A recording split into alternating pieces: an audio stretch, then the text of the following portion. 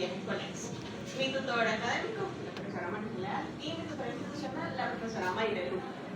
La institución donde realicé todo esto fue la Escuela Bolivariana de Media Jornada de Licea Moreno de Bosa. Muy bien, a nivel grupal, inicié con la evaluación, digamos que de manera muy general. Esto fue cambiando a lo largo de lo que fue el proceso de las pasantías, pero les especificaré más adelante. Inicié con la observación de la dinámica del grupo de los niños, esto con los salones que me habían designado inicialmente. Es decir, el salón de segundo, el salón de tercero y el salón de cuarto. Entonces, allí realicé lo que es la observación de los grupos y los padres las reunían desde la entrega de boletín, ya que tuve como esa coincidencia en que también iban los representantes a esas reuniones.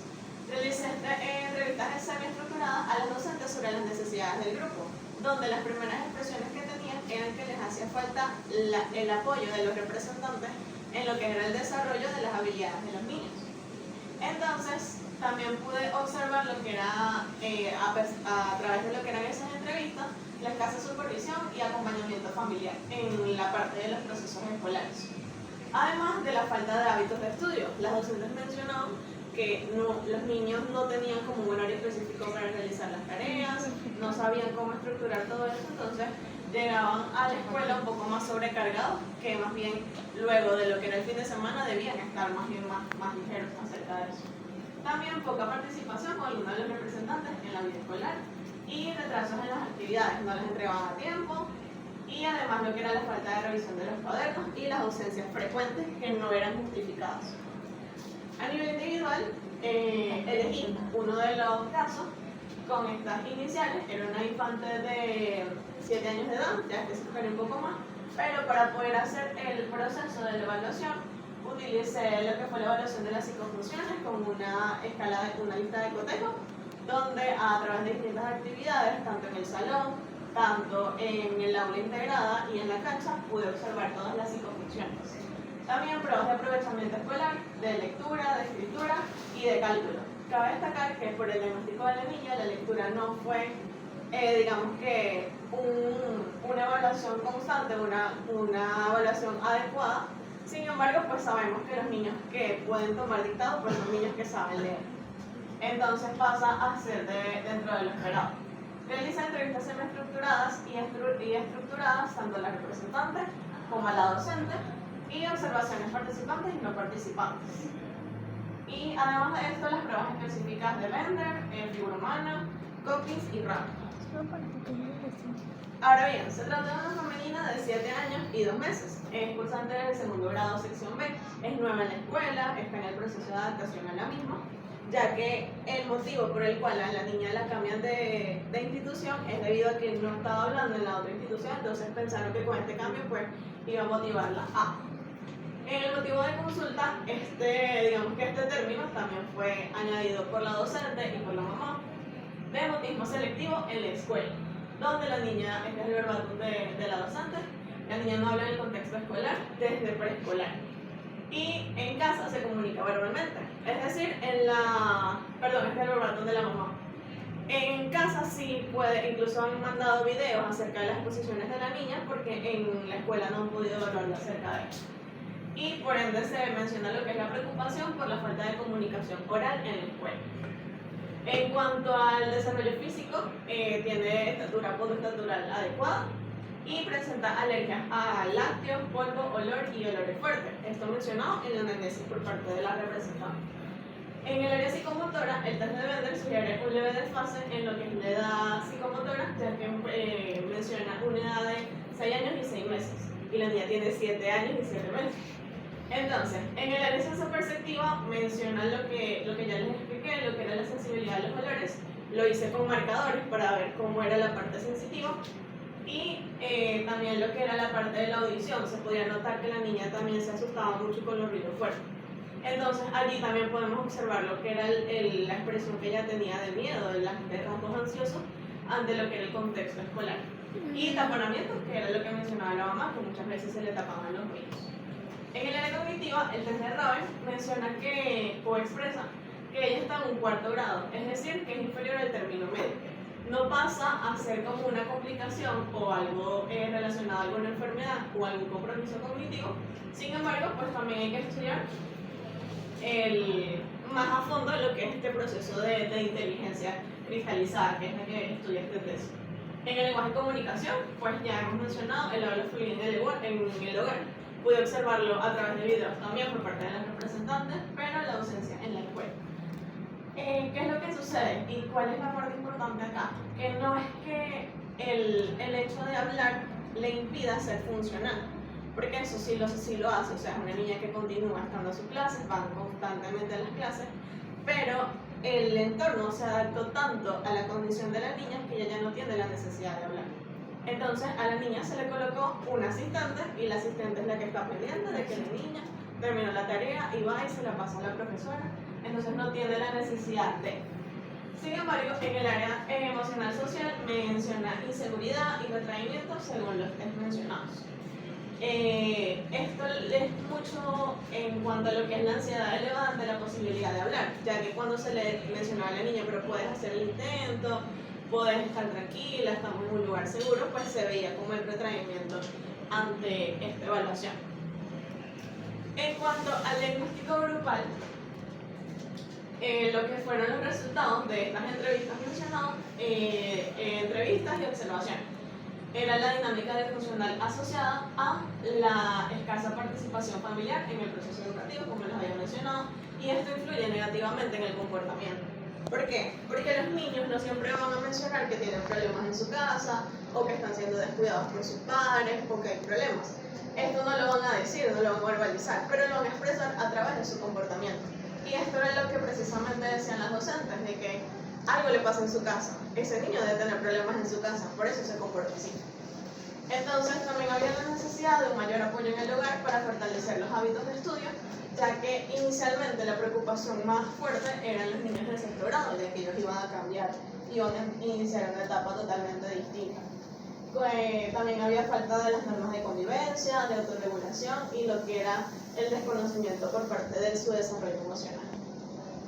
Entonces, el diagnóstico también vio lo que era la importancia de la sensibilización sobre el papel fundamental en la formación, ya que no solamente llevar al niño a la escuela, sino también ser parte del proceso escolar, el proceso de aprendizaje que puede desarrollar el niño, porque los representantes son los que están más tiempo con ellos.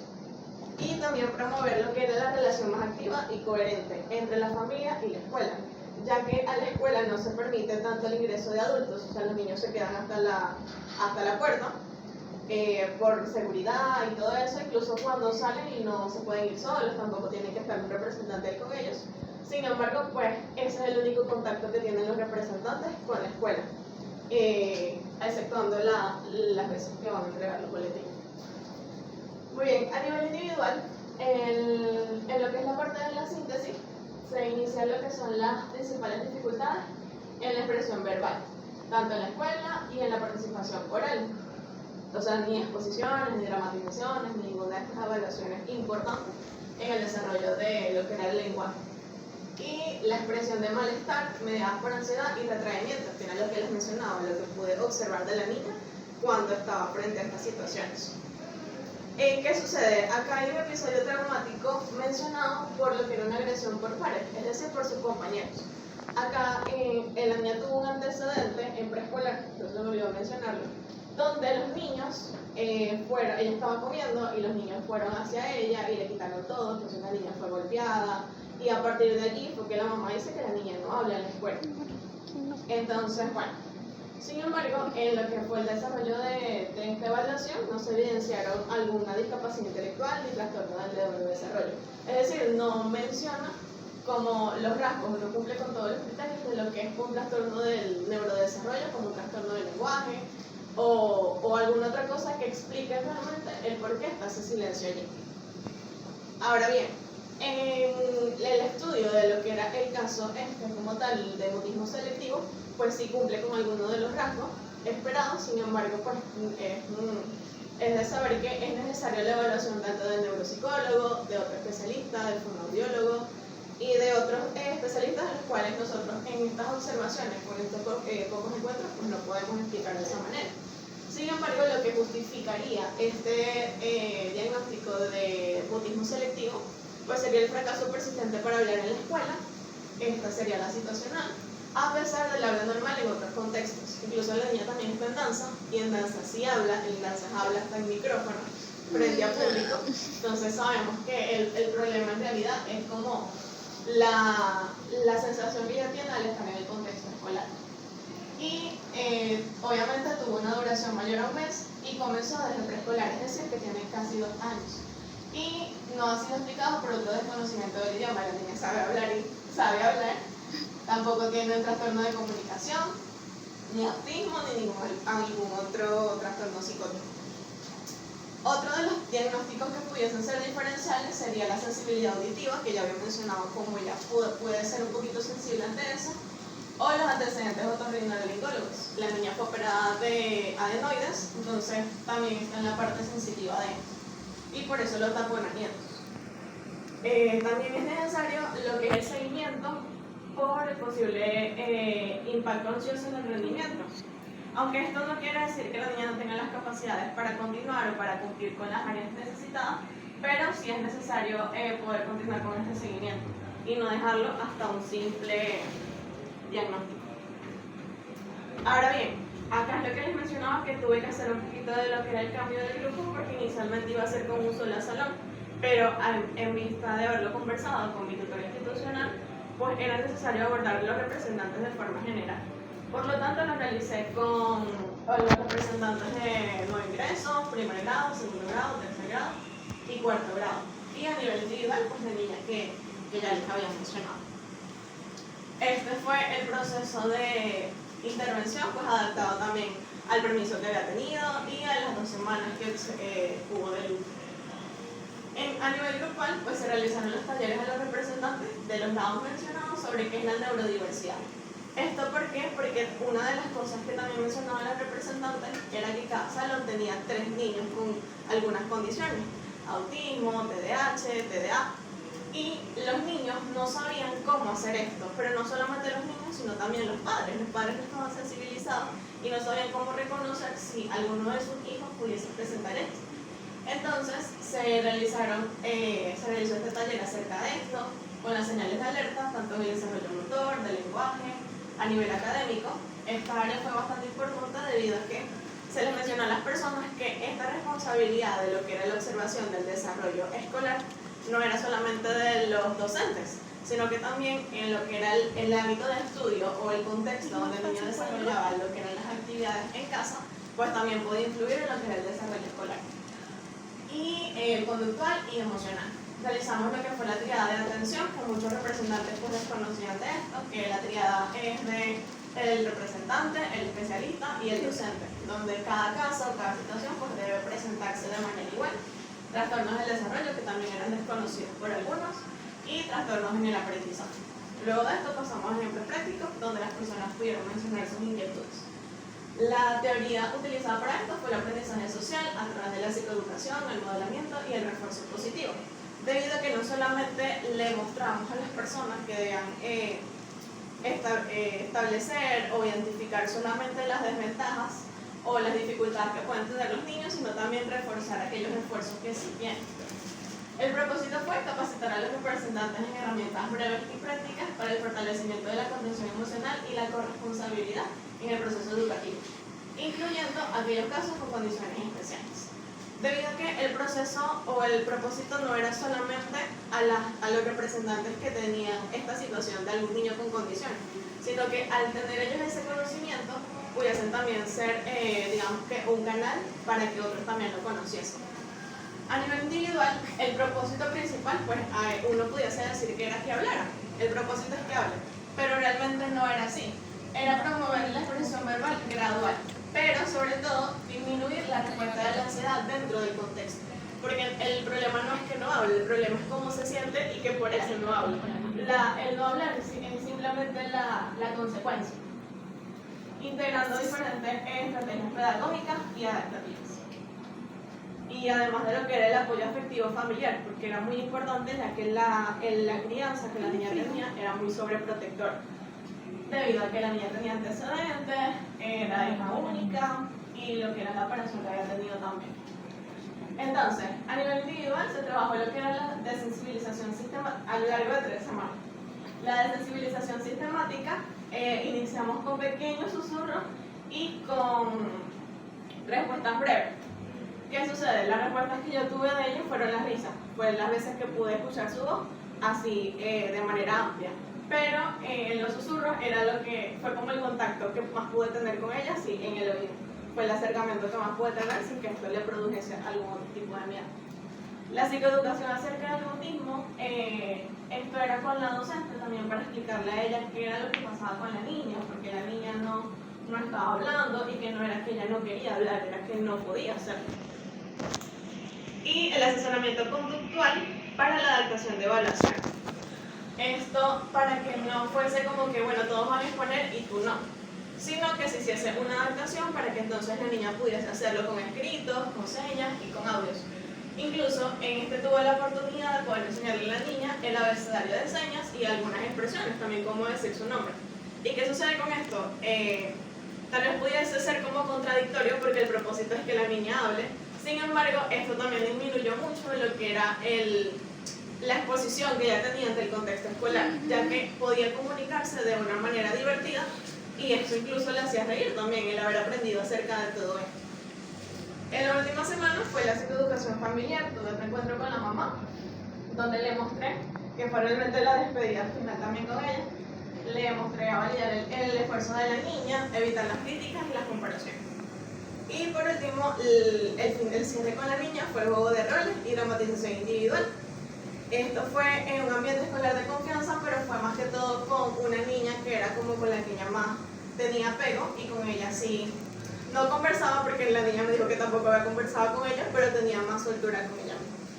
El enfoque fue cognitivo-conductual, donde se trata a través precisamente del aprendizaje social y lo que era la interferencia del cambio o la desensibilización sistemática, pues trata de disminuir pues, lo esperado, lo que necesitaba disminuir. Ahora bien, en la fase de seguimiento, pues como lo hice a nivel general con todos los representantes, claramente no iba a volver a ver a los representantes, entonces realicé, gracias a la sugerencia de un compañero, lo que fue la fase de seguimiento a través de un formulario. Fueron diferentes, digamos que secciones. La primera de ellas, no leo, la primera de ellas es de la comprensión del taller, la segunda de la utilidad del contenido, la tercera de la aplicación en casa y la última de satisfacción en general. Acá tuvimos diferentes preguntas donde ellos pudiesen seleccionar con las que estuviesen de acuerdo y además tuvieron preguntas abiertas. Ahora bien, en la primera sección, que fue la comprensión del taller, el 44% votó porque el contenido fue claro y fácil de entender. En la sección de utilidad del contenido, pues el 42% mencionó que el taller le ayudó a reconocer aquellas conductas o dificultades que podía observar. En la sección de aplicación en casa, el 45% mencionó que es capaz de observar señales de alerta. Y en satisfacción general menciona que la facilitación fue clara y comprensible. Es decir, que no era necesario que las personas pudiesen pensar que son unas especialistas, porque lo hice en compañía con dos psicopedagogos, con dos especialistas en el aprendizaje, porque no son psicopedagogos, especialistas en el aprendizaje. Y ellas también mencionaron mucho acerca de cuáles eran los casos prácticos que se podían tener, cuáles eran los casos que se veían en la escuela, y esto ayudó a que ellas pudiesen entenderlo de una manera más clara. En las preguntas abiertas de qué fue lo más importante que aprendió en el taller, pues mencionaron qué era lo que ellos habían aprendido. Lo más importante fue lo que era la triada de atención, porque ellos pensaban que si mi hijo tiene algo malo, pues yo voy y resuelvo y yo veo qué hago. Y no se lo mencionaban a la profesora y no se lo mencionaban al especialista que está ahí en la institución. ¿Qué temas les gustaría? Acá mencionaron que les gustaría que fuese en conjunto con los docentes, que estuviesen también los docentes en presencia de esos talleres. Y también unas personas mencionaron que era necesario que fuesen los padres, específicamente los padres, los papás, para esto. Y acción concreta, ellos mencionaron que iban a empezar a hacer lo que eran los horarios establecidos en casa, porque era lo que más podía colocarle orden a los niños en su desarrollo. Y qué sugerencias tienen para los mejores o los futuros talleres, que esto para dejarlo como constancia a la institución. Pues mencionaron que hablaran un poquito más lo que eran los hábitos de estudio, estrategias para el estudio y todo esto que les pudiese ayudar a ellos. A nivel individual, el objetivo inicial era el que ya les había mencionado, promover la expresión verbal gradual. Los alcanzados fue inicialmente favorecer la participación oral de la niña en contextos de bajo nivel de demanda, como les había mencionado. Implementar estrategias de aproximación pedagógica, esto para ofrecer alternativas de respuesta y evitar forzar lo que era la expresión, debido a que mientras más se forzaba la niña, pues más se retraía. Coordinar estrategias progresivas para la exposición del habla escolar, es decir, cuando se le mencionaba a la profesora lo que era la adaptación curricular, pues es precisamente para que esto sea progresivo y que no sea de manera forzosa, porque no se le va a colocar a la niña una exposición en primera instancia si esto todavía no está preparado para ella. Y otro de los objetivos alcanzados fue la disminución de la sensación de ansiedad. Esto lo pude ver con lo que fue el último encuentro con la niña.